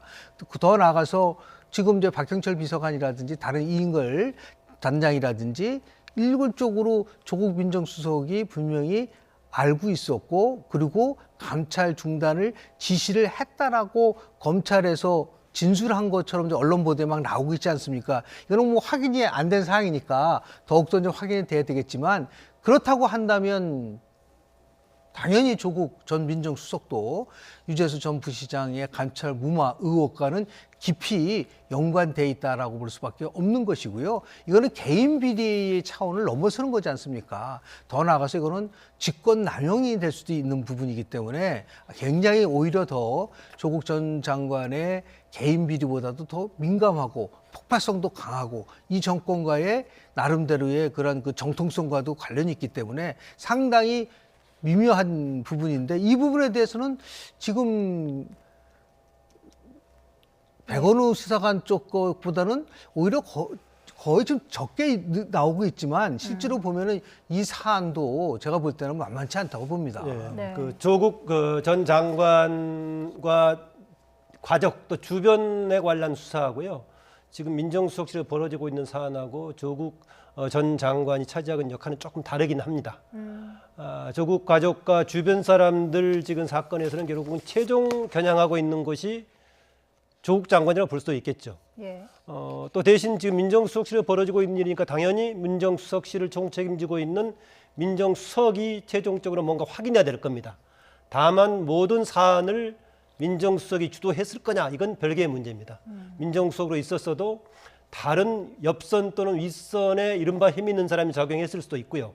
물론 지금 거론되고 있고 수사가 진행되고 있는 것이 사실이라고 판단됐을 경우 이렇습니다만은 그 진행되는 것들이 조국 당시 수석이 얼마나 어떤 역할을 했고 얼마나 책임이 있느냐는 다를 수 있다. 지금 얘기가 나왔었지만은 오히려 민정비서관의 힘이 더 셌을 수도 있고 아니면 공식 직책에 있지 않지만은 다른 밖의 조직이 더 컸을 수도 있기 때문에 그것은 단정적으로 조국 장관이 얼마나 책임이 있느냐는 얘기할 수 없습니다. 다만 민정수석실에서 벌어진 일이었기 때문에 민정수석은 당연히 거기에 관한 여러 가지 진술이라든가 입장이라든가 소환받아서 진술을 아마 해야 될 겁니다.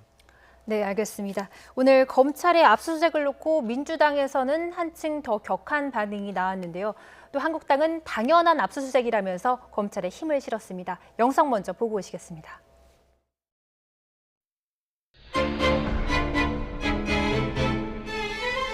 최근 검찰이 보여주는 일련의 모습을 보면 검찰 개혁을 막기 위해 몸부림치고 있다 이렇게 볼 수밖에 없습니다. 검찰도 지금은 이 사건 관련돼서 의혹이 제기되어 있는 당사자 아니겠습니까? 검찰이 단독으로 수사하는 것보다는 경찰에게 수사를 맡기는 게 훨씬 더 객관적이지 않느냐라는 판단을 하고 있습니다. 그래서 그 결과를 보고 난 이후에 필요하다면 특검을 할 수도 있다고 생각합니다. 그는 청와대에서 유재수 수사 정보를 집요하게 요구한다며 동료에게 펑펑 울면서 사소연했다고 합니다. 단순히 백원호 민정비서관 수준이 아니라 그 윗선과 직접 연결되었기 때문일 것입니다. 청와대 사람들 앞에 문재인 대통령이 두고 있으리라 생각을 하고 있습니다. 청와대 안에서 벌어진 그러한 일에 대해서 대통령이 모를 수 없다고 생각하는 것이 국민의 정서입니다.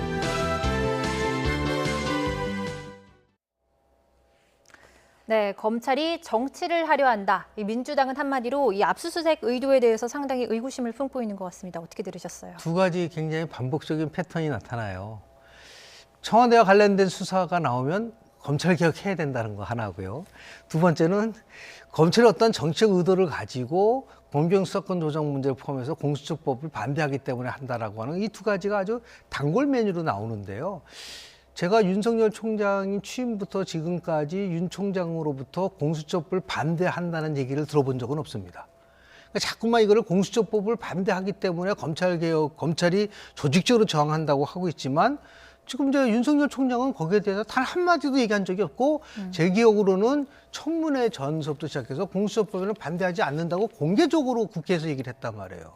그런데 그게 왜 검찰개혁과 관련돼서 이 자꾸만 저항을 한다고 생각하느냐라는 거고요. 두 번째는 뭐냐면 정치적 의도를 갖고 있다고 자꾸만 얘기를 한다고 한다면 왜 청와대는 자신들의 있는 부서의 구성원들이 잘못할 수 있다라는 가정은 안 하는 거죠. 항상 청와대에 있는 사람들은 완벽하고 항상 청와대에 있는 사람들은 오로지 국가만을 위해서 한다는 그런 걸 전제를 하고 있는 거 아니겠습니까? 네. 반대일 수도 있는 거죠. 그러니까 그런 의심을 해야 됩니다. 예를 들어서 민주당도 청와대와 관련돼서 합리적 의심을 해야 되죠. 잘못하면 도덕적 해이가 있을 수도 있고. 왜냐하면 역대 정권에서 수없이 많이 청와대의 비리를 다 목도했지 않습니까? 그렇다고 한다면 무조건 검찰만 공격할 뿐만 한 것이 아니라 청와대에서 무엇이 문제였느냐에 대한 것들도 같이 얘기를 해줘야지 국민들로 봤을 때 민주당이 얘기하는 게 나름대로 설득력이 있지. 네. 무조건 검찰만 공격하고 검찰에 대해서 비판만 한다고 했을 때 과연 설득력이 얼마큼 있을까에 대한 부분에서 문제 제기를 합니다. 네. 공수처법을 비롯한 검찰 개혁에 대한 반대를 하기 위해서 집권 세력 핵심 세력을 검찰이 상당히 의도적으로 건드리고 있다, 정치행위다 이렇게 얘기하고 있는데요. 검찰이 집권 세력에 여러 가지 관련된 부분을 수사의 대상으로 삼아가지고 여론으로 조금 불리하게 만드는 역할은 일정하게 할 수도 있을 것입니다. 그러나 현재 공수처법은 검찰이 결정할 문제가 아닌 국회로 넘어와 있는 거 아니겠습니까? 지금 네. 상황에 따라서는 조만간 1, 2주일 안에 결정될 사안이기 때문에요. 공수처법 관련 부분은 입법 사항이라는 것을 말씀드리고 싶고요. 한두 번 잠깐 무슨 사안을 가지고 집권 세력의 일부와 집권 세력이 주도하는 정부 기구하고 충돌한 적은 있지만은 이렇게 몇 개월 동안 계속해서 집권 세력과 검찰이 충돌하고 있는 사례는 얼마나 있을까 그런 경우입니다. 예. 이럴 때 과연 해법이 뭐가 있을까? 일단은 대통령이 지금 칭찬하면서 임명했던 윤석열 총장 취재이기 때문에 대통령 쪽에서는 할 말은 없는 거죠. 그럼에도 불구하고 보니까 사실상 대통령과 청와대 쪽의 입장이라고 볼 수 있는 고민정 대변인들도 상당히 불편하게 얘기를 하고 있어요. 그랬을 때 해법은 뭘 건가? 오늘 봤을 때 이해찬 지금 더불어민주당의 대표는 이거 검경 합동 수사를 하자.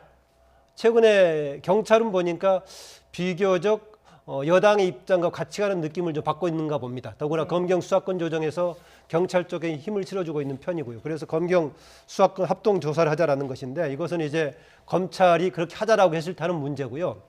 또 하나 그렇게 할 수 있는 게 뭐가 있느냐? 현재 검찰이 중립을 못 치고 있다고 여당이 판단한다면은 주장할 수 있는 게 아까 우리 김영준 교수가 얘기했던 특검 정도는 해볼 수가 있겠죠. 그동안에 보통 특검 얘기하면 오히려 불리한 야당이 먼저 특검하자고 했었는데요. 경우에 따라서는 이번에 여당이 특검 얘기하면 아마 야당은 받을 가능성도 있습니다.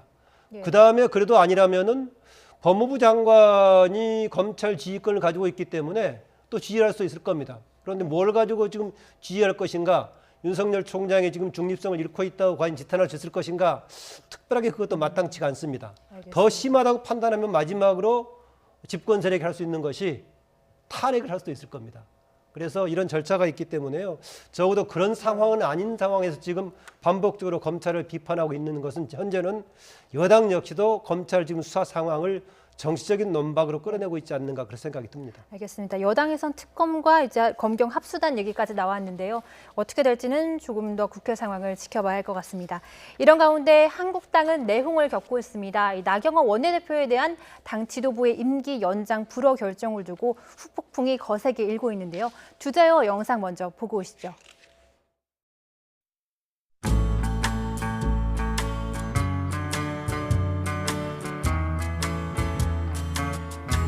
국민을 위한 국회가 된다면 제가 밥 잘 사주는 예쁜 누나가 될 각오가 있다. 이렇게 말씀드립니다. 당의 승리를 위해서 내린 결정입니다. 자유한국당 원내대표 나경원의 발걸음은 여기서 멈춥니다.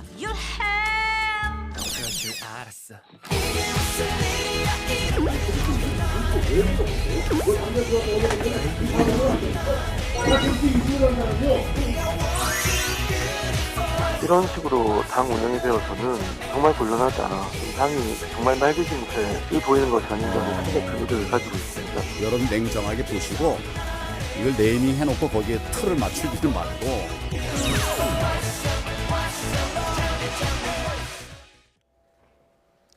네, 나 원내대표의 임기 문제를 두고 한국당 내에서는 반반이 만만치 않은 것 같습니다. 지금 어떻게 보고 계세요? 글쎄요, 왜 이런 선택을 했을까라는 생각이 좀 들어요. 왜냐하면 나경원 원내대표가 뭐 재심을 묻겠다고 얘기를 하면은 그냥 의총에서 재심을 물었으면은 아무런 문제는 안 되는 거잖아요. 예. 그리고 나서 나중에 이제 어떤 결론이 나올지는 모르겠는데 그 전에 아예 그를 재신임을 하지 않겠다고 얘기를 해버리니까 당연히 저렇게 이거 혹시 월권 아니냐. 어떻게 최고위원이 의총과 관련된 사항을 다 할 수 있냐. 이거는 자유한국당만이 아니라 모든 정당 내에서의 의원과 관련된 원내대표라든지 임기와 관련된 거는 보통 의총에서 이루어지고 있는 분들이 있기 때문에 그런 면에서 보면 나경원 원내대표가 나름대로는 대승적 판단을 한 것 같아요. 더 이상 문제 삼지 않겠다. 절차와 권한에 문제가 있지만 이게 다시 또 문제가 돼서 내용을 걷는다고 한다면 네. 결국은 뭐 대여 투쟁의 강도도 약해질 뿐만 아니라 황교안 대표의 리더십은 더 추락할 수 있다라고 하는 부분들이 작용이 됐는데 다만 이런 과정을 거치면서 어떠한 미래에 대한 청사진이 도대체 뭐냐. 그러니까 혁신과 통합과 나가서 지금 패스트트랙으로 걸려 있는 이 법안을 처리하는 데 있어서의 이게 긍정적으로 작용이 될 것이냐, 부정적으로 작용될 것이냐에 대한 거를 가지고 우리가 좀 그런 관점에서 좀 봐야 되는데 조금 그런 면에서 보면 전략적인 취약성들이 좀 많이 드러나 있다. 네. 자유한국당이요. 그런 면에서 좀 아쉬운 면이 좀 있습니다. 네, 정기국회가 얼마 남지 않았는데 친황 체제 구축이라는 비판까지 나오고 있습니다. 네. 지금 이 교체가 됐을 때 과연 한국당의 진로에서 어떤 도움이 될까 판단도 있겠고요. 조금 전에 김영진 교수가 지적했던 과연 이것이 제대로 된 판단이었느냐 충분히 문제 삼을 수 있습니다. 원내대표는 당연히 원내의총을 선택하는 거죠. 더구나 지금 황교안 대표는 검사의 법률가 출신에다가 법무부 장관까지 했던 대표인데 상식적으로 알만한 절차를 왜 안 지켰을까 놀랐습니다. 그래서 제가 혹시 한국당의 당원 당규는 특별하게 돼 있나 찾아보기까지 했습니다. 당연하게 원내대표는 원내의총에서 결정할 사항인데 예. 최고위원회에서 왜 결정했을까 정말 의아스럽습니다. 네. 혹시 그렇게 결정한다고 하더라도 당 대표라든가 최고위원회에서 앞으로 당의 전략을 위해서는 바꾸는 게 좋겠다라는 의사를 원내 의원들에게 전달한다면 충분히 할 수 있을 것인데 무리하게 진행을 해서 그렇고요. 저는 나경원 현 아직까지는 원내 대표죠. 10일까지 대표는 이것을 이제 대승적인 차원에서 수용을 한다. 본인이 이걸로 그치겠다라고 얘기했는데 저는 이게 이후에 당내 개파라든가 행보에 영향을 미쳐가지고 당의 단합에 오히려 안 좋은 작용을 좀 미칠 영향이 있다라고 봅니다. 왜냐하면 당장 이후에 후속 선출하는데 무슨 뭐 친박이 어떠니 누가 어떠니 주류가 어떠니 비류가 어떠니 비주류가 어떠니 나오면서요 다시 한번 갈라질 소지가 있고 지금 당장 김세현 전 여의도 연구원장 등의 문제를 제기하고 있어가지고 당에 상당히 파열음을 내면서 분파가 생기지 않을까 생각이 듭니다. 근데 특히 이제 제가 주목한 정치 일정에 관련된 부분 속에서 조금 이해력이 부족했었던 것 같아요. 네. 왜냐하면 나경원 원내대표의 임기는 12월 10일까지입니다. 네. 근데 정기국회는 12월 10일까지 12월 9일 날 아마도 예산안이 처리될 가능성이 크고요. 예. 그때 이제 뭐 패스트트랙 걸지 안 걸지는 모르겠지만 새 원내대표가 들어와서 협상할 수 있는 시기랑 안 맞는다는 거예요. 그러니까 예를 들어서 12월 10일까지 모든 것이 처리되지 않고 임시국회로 넘어간다고 하면 그때 한번 새 원내대표가 들어와서 협상을 한다고 하지만 그렇지 않을 경우는 협상할 수 있는 여지는 전부 다 나경원 원내대표가 10일까지는 대표니까 네. 그런 것까지도 아주 세심하게 좀 고려를 했었어야 되는데 그런 부분이 좀 부족하지 않았나 생각을 좀 하게 됩니다. 그런 데면서 언론이라든가 심지어는 여당 일부에서도 누가 될지 모르겠지만 혹시 새로운 원내대표 뭔가 바뀌면은 뭐 전기를 혹시 만들 수 있지 않을까라고 얘기하는데 지금 김영진 교수 얘기했다시피 이제 10일까지가 나경원 원내대표의 임기가 남아있는 거고 정기국회도 11월까지 끝나지 않습니까? 그리고 당장 그때까지 나머지 지금 며칠이 굉장히 중요해서 그때 협상이 어떻게 되느냐, 패스트트랙에 올라간 법안들을 그때 어떻게 올릴 것인가가 쟁점이 될 것인데 그 이후부터 시작하는 원내대표가 어떤 의미를 가질까? 정말 그런 점에서는 이후의 정치 일정과 관련된 전략도 크게 선택하지 않은 듯합니다. 단 제가 봤을 때는 황교안 대표 입장에서는 협상의 여지를 전혀 두지 않는 완전한 지금 거부를 전제로 한 선택이 아니었는가 그 생각이 들기도 합니다. 그렇죠. 한국당의 셈법이 이쯤 되면 참 궁금한데 황교안 대표 이런 비판을 의식한 듯이 저는 친황을 하려고 정치하는 사람이 아니다 이렇게 선을 그었습니다. 관련 발언 듣고 오시겠습니다. 제 인사 이분에 관해서 한번 여러분 면밀하게 보세요. 그게 친황 인사인가? 여러분 냉정하게 보시고 이걸 네이밍 해놓고 거기에 틀을 맞추지를 말고 네, 인사 내용을 보면 이 친황이 아니다. 프레임을 짜서 이렇게 보지 말아라. 이렇게 얘기를 했거든요. 어떻게 보십니까? 제 3자적 관점에서 보통 평가를 하는 거잖아요. 뭐 아까 우리 조금 전에 얘기했지만 당사자인 청와대의 발표도 있는 거와 마찬가지로 그래도 이제 아주 객관적으로 보는 시각들에서 봤을 때는 지금 과연 친황이 아니다라고 단정 짓기는 어려운 정도. 이해는 갑니다. 왜냐하면 3선 이상의 중진들을 좀 물갈이하면서 새로운 변화를 주려고 하다 보니까 초선 의원이 아마 당의 사무총장 된 게 거대 정당에서는 굉장히 이례적이거든요. 예. 그리고 더 나아가서 모든 것을 주도할 수 있는 중요한 전략기획에 관련돼서도 뭐 초재선 의원을 놓고 또 외부에서 여의도 연구 원장을 놓고 이제 그런 면에서 봤을 때는 나름대로 이제 변화를 주기 위한 일종의 문물이라고 볼 수는 있어요. 그러나 제3자 입장에서 봤을 때는 여전히 친박에다가 예를 들어서 그 황교안 대표랑 가까운 사람이라든지 아니면은 뭐 영남 쪽이 아니냐 이렇게 비판을 받을 수 있기 때문에 그러니까 이러한 것이 나오는 것 자체에 대해서 좀 경계를 좀 했었어야 된다는 거죠. 네. 아니라고 얘기한 것이 아니라 참 잘된 인사였다라고 하는 그런 평가가 나왔으면 더 좋았지 않았는가 생각을 좀 하게 됩니다. 여러 사람 교체했던 사람 중에서 가장 두 사람이 주목이 되죠. 한 분은 조금 전에 얘기했던 이제 나경원 원내대표인데 나경원 원내대표 이번에 재신임하지 않고 그대로 끝난다고 하더라도 그게 원내 의총을 통해서 결정됐다면 별 문제가 없을 것인데 최고위원을 통해서 결국은 교체하다 보니까 황교안 대표의 의중이 반영된 거다 해가지고 혹시 두 사람 간의 투톱 체제의 갈등을 황교안 단일 체제로 하려고 했던 거 아니냐라는 의혹을 충분히 받을 만하고요. 네. 또 하나 여의도 연구원장을 했던 김세연 의원 최근에 가장 강하게 그 한국당의 쇄신을 요구했던 거 아니겠습니까? 한국당의 쇄신은 정말 끝났다. 라고 얘기할 정도에 있었는데 여의도 연구원장을 교체했단 말이죠. 더구나 김세연 의원은 국회의원은 다음에 불출마하더라도 역할을 하겠다라고 했는데 바꿨는데 새로 들어온 분을 보니까 우리가 참신한 면과 또 미숙한 면이 양면성이 있는데 선거 전략하고 좀 직접적으로 관련돼 없어 보이는 분이 있다 보니까 결국은 황교안 대표의 1인 지도력을 강조하는 측면에만 너무 주목했던 거 아니냐. 그런 해석은 충분히 가능합니다. 황교안 대표 본인은 자세히 보면은 결국 이걸 두고 어떻게 감히 친황체제라고 하느냐 살펴보시라라고 얘기했지만은 다른 것이 눈에 띄지 않으니까 결국은 황교안 1인 체제 중심으로만 염두에 둔 거 아니냐 이런 해석은 좀 가능합니다. 네. 또 이런 가운데 한국당에서는 5번째로 내년 총선 불출마 선언이 나왔습니다. 3선의 김영우 의원인데요. 수도권 의원 중에선 처음입니다. 어떻게 보셨어요? 제가 개인적으로 좀 잘 아는 의원이에요. 그러니까 보면은 수도권 3선이면서 저는 이제 오늘 회견문서 두 가지가 눈에 띄어요. 하나는 뭐냐면 왜 한국 정치는 자꾸만 과거로만 가느냐. 우리 미래로 좀 가자. 그 미래로 가려면 젊은 청년들이 많이 들어올 수 있게 했으면 좋겠다고 하면서 기존에 있는 정치인들이 좀 물러서는 모습을 보여줬으면 좋겠다는 거 하나가 눈에 들어왔고요. 네. 두 번째는 자신 스스로가 자기네 정당 소속인 전직 대통령 2명이 구속됐다는 거를 적시하면서 이 부분에 대해서 국민들에게 죄송하다고 얘기를 했지 않습니까? 네. 저는 친박이라는 사람들이 단 한 번도 박근혜 대통령 국정농단에 관련돼서 공개적으로 사과한 걸 들어본 적이 없어요. 그런 면에서 봤을 때는 훨씬 더 그리고 김영우 의원은 정치 입문을 실은 이명박 대통령을 통해서 했기 때문에 그 부분 속에서도 이명박, 박근혜 보수 세력에 대해서 잘못한 것에 대해서 보수가 참여해야 된다는 것을 공개적으로 얘기했다는 면에서는 상당히 오늘 뭐 너무나 큰 사건이 터져가지고 우리 김영우 의원 불출마 선언이 좀 크게 눈에 띄지는 않지만 참 용기 있게 그리고 정말 국민들을 위해서 국민 눈높이에 맞추는 저런 정치인은 불출마한다 하더라도 다음에 언제든지 국가와 민족을 위해서 일을 할 수 있는 기회가 저는 주어질 거라고 저는 봅니다. 예, 한국당 소속의 뭐 3선이긴 하지만 그래도 상당히 그 젊은 정치인에 속하는 그런 쪽인데요. 긴 시간은 아니지만은 YTN에서 기자 생활하다가 정치인이 된 그런 케이스인데요. 본인의 얘기처럼 정말 새스른 새 부대에 보여야 된다.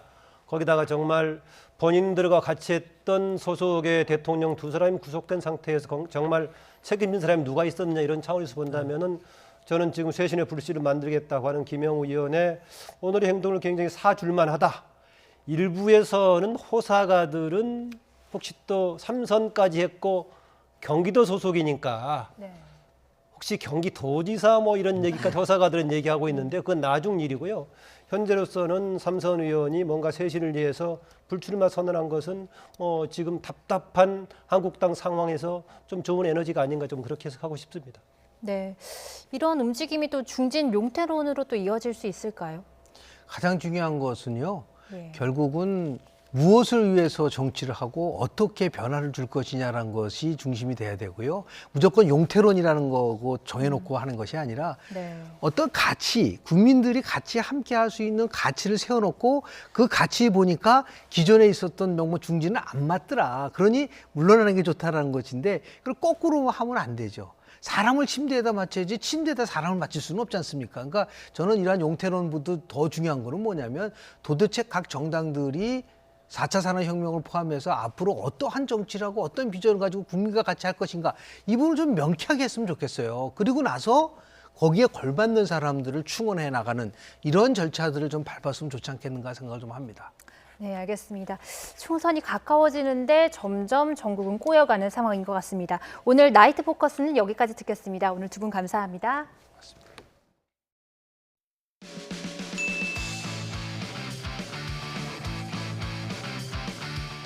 일단 그 성적표에 1위 많이 찍혀있으니까 기분이 너무 좋았고 또 제 3년간의 노력을 인정받는 것 같아서 되게 뿌듯했습니다. 엄마!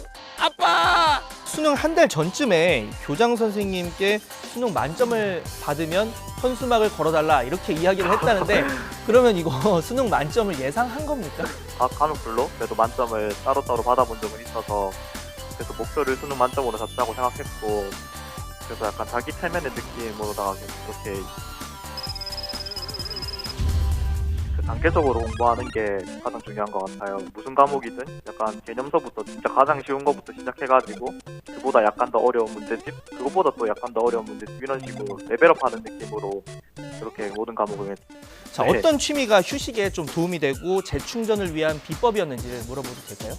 롤이라는 게임을 되게 좋아했었는데 제가 직접 하지는 못하니까 시간이 없어서 그래서 유튜브로 뭔가 공부하기 힘든 날은 공부를 일찍 끝내고 방에서 유튜브를 게임하는 영상을 대신 보면서 대리만족을 하는 식으로